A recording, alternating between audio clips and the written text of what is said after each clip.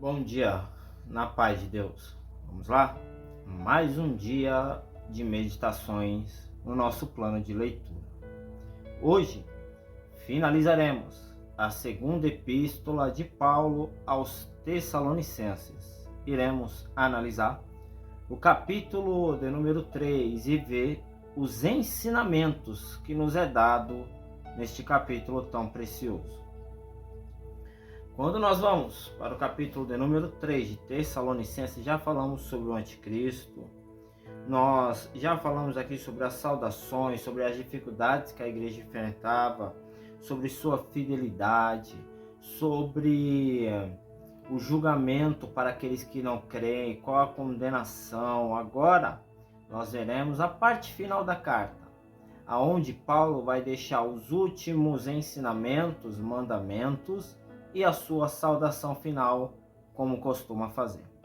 Primeiro, nós vamos ver aqui no versículo de número 1, que Paulo ele diz: no demais, irmãos, rogai por nós, para que a palavra do Senhor tenha livre curso e seja glorificada, como também o é entre vós. Paulo, ele vai pedir oração pela igreja. Para quê? Para que Deus venha abrir as portas e Paulo possa ir anunciar o Evangelho. Claro que ele já havia pedido isso na primeira epístola, mas agora ele recorda os irmãos para eles continuarem a orar, para eles orarem mais uma vez, não é? Para que as portas sejam abertas e Paulo possa pregar o Evangelho. É importante notarmos que a Bíblia ela sempre fala de que Deus ele quer alcançar a todos. 1 Timóteo, capítulo 2, a partir do versículo 1, Paulo, ele diz assim: admoesto, pois, antes de tudo, que se façam súplicas, orações, intercessões e ação de graças por todos os homens, pelos reis e por todos que estão em eminência, para que tenhamos uma vida quieta e sossegada em toda a piedade e honestidade, porque isto é bom e agradável diante de Deus nosso Salvador, que quer que todos os homens se salvem e venham ao conhecimento da verdade. Paulo pede oração por ele e por todos, porque é desejo do Senhor que todos se salvem. Tito, capítulo 1, versículo 10, diz que a graça de Deus se há manifestada, trazendo salvação a todos os homens. Então nós devemos orar para que cada dia mais a palavra do Senhor seja alcançada e traduzida para as línguas que ela ainda não fora.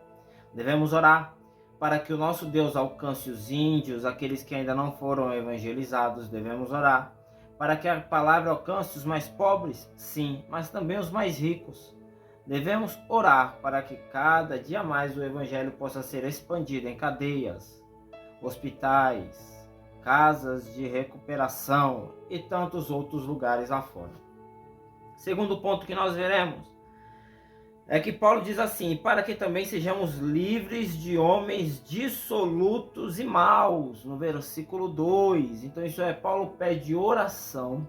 Paulo sabia que seria perseguido, Paulo sabia daquilo que Jesus havia falado em João 16:33, e eis que neste mundo tereis aflições, né? Mas Paulo também sabe dos livramentos que Deus dá, e por isso ele pede oração para que essa igreja ore, para que Paulo venha a ser livre dos homens maus, não é? Aqueles que o perseguem, e para que assim ele pudesse continuar, não é? A levar o evangelho, né? E logo depois de ele pedir oração, ele diz assim para a igreja, mas isso também serve para ele, porque se ele está falando isso é porque ele acreditava nisso para ele. Ele diz: mas fiel é o Senhor que vos confirmará e guardará do maligno. Ele pede oração, mas ele também tinha certeza que Deus guardaria a igreja e ele também do maligno. Paulo diz: e confiamos quanto a vós no Senhor, versículo 4, que não só fazeis como fareis o que vos mandamos. Isso é, vocês não vão só fazer aquilo que eu estou pedindo, eu acredito que vocês vão fazer muito mais. É o que Deus espera de nós. Deus ele vai nos dar uma ordem para ir e pregar, mas Deus ele espera que nós cada vez mais façamos mais para a sua obra, cada vez mais, né? Aí ele termina essa primeira parte dizendo: o Senhor encaminha os vossos corações no amor de Deus e na paciência de Cristo. Agora, passamos para o versículo 6 adiante. Primeiro, faça a junção. Eu sempre digo, faz uma setinha. Puxa o versículo 6 até o versículo 14, ó, setinha, tá? Versículo 6, mandamos-vos, porém, irmãos, em nome de nosso Senhor Jesus Cristo, que vos aparteis de todo irmão que anda desordenadamente, não segundo a tradição que de nós recebeu. Mas se alguém não obedece, agora versículo 14, mas se alguém não obedece a nossa palavra por essa carta, notai o tal, e não vos mistureis com eles, para que se envergonhem. Todavia não os tenhais como inimigo, mas admoestai-os como irmão. Isso é importante porque Paulo, primeiro, no versículo 6, ele diz: não ande com os desordeiros, com aqueles que não andam corretamente na fé. Não fique com eles. É bom lembrarmos aqui também, 1 Coríntios, capítulo 5, versículo 11, diz assim, ó: mas agora vos escrevi que não vos associeis com aquele que, dizendo-se irmão, for devasso, avarento, idólatra, maldizente, ou beberrão, ou roubador. Com tal nem ainda comais, não esteja com eles. E no versículo de número 14, Paulo diz: e não vos mistureis com ele, né? Não ande com pessoas que não andam que nem você, que não pensam que nem você, que não professam verdadeiramente a mesma fé que você. Ah, mas tal pessoa está na igreja, mas Paulo está dizendo sobre irmãos. Olha só, todo irmão. Então, Paulo está aqui dizendo: não ande com esses irmãos, não conviva com esses irmãos, né? Mas, todavia, Paulo não diz para abandoná-los por completo.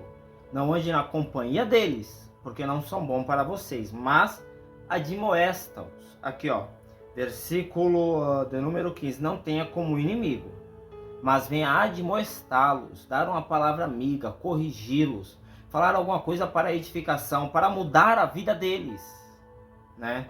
Não vamos estar com eles porque eles não pensam como, mas vamos admoestar. Não está certo o que você está fazendo. Não vá por esse caminho.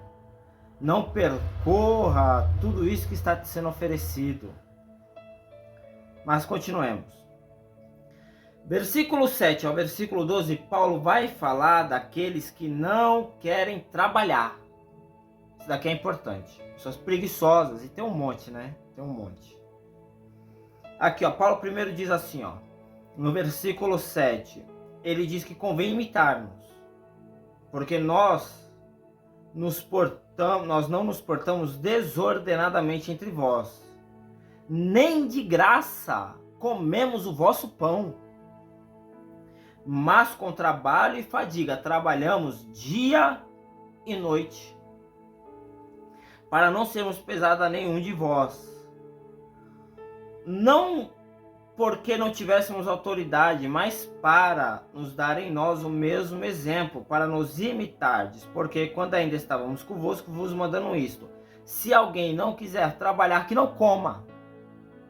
Porquanto ouvimos que alguns entre vós andam desordenadamente, não trabalhando, antes fazendo coisas vãs. Olha só que interessante. Paulo está dizendo, primeiro disse, ó, quando eu estava entre vós, eu não fui desordeiro. Eu não me aproveitei de vocês, eu trabalhei para ter o meu sustento e não pesar a vocês. Eu fui exemplo, eu fiz por onde, né? Ser exemplo. E agora, vocês têm que pegar esse exemplo. E vocês têm que pegar aqueles que não dão o mesmo exemplo e não deixá-los se aproveitarem. Quem não quiser trabalhar, que também não coma. Não se aproveite do esforço do outro, sendo que você tem total saúde para trabalhar. Tem muitos assim hoje.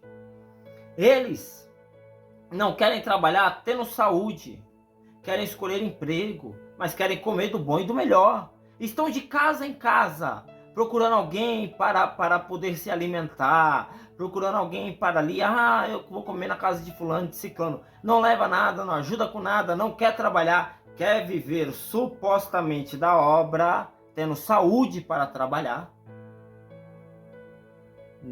Muito cuidado com essas pessoas. Não deixe se assentar na sua mesa. E se ela vier reclamar, você cita para ela aqui, ó, versículo de número 10 de 2 Tessalonicenses 3. Se alguém não quiser trabalhar, não coma também. Tá bom? Paulo, então, agora no versículo 13, ele diz: e vós, irmãos, não vos canseis de fazer o bem. Bem simples, Tiago 4,17. Aquele que sabe fazer o bem não faz, comete pecado. Então, façamos o bem, né? Sempre. E o versículo 16 ao 18 é saudação final da parte de Paulo. Essa é a mensagem para os nossos dias, a meditação. Continue nos seguindo e sempre sendo edificado com a graça de Deus, que até aqui tem nos ajudado. Deus abençoe.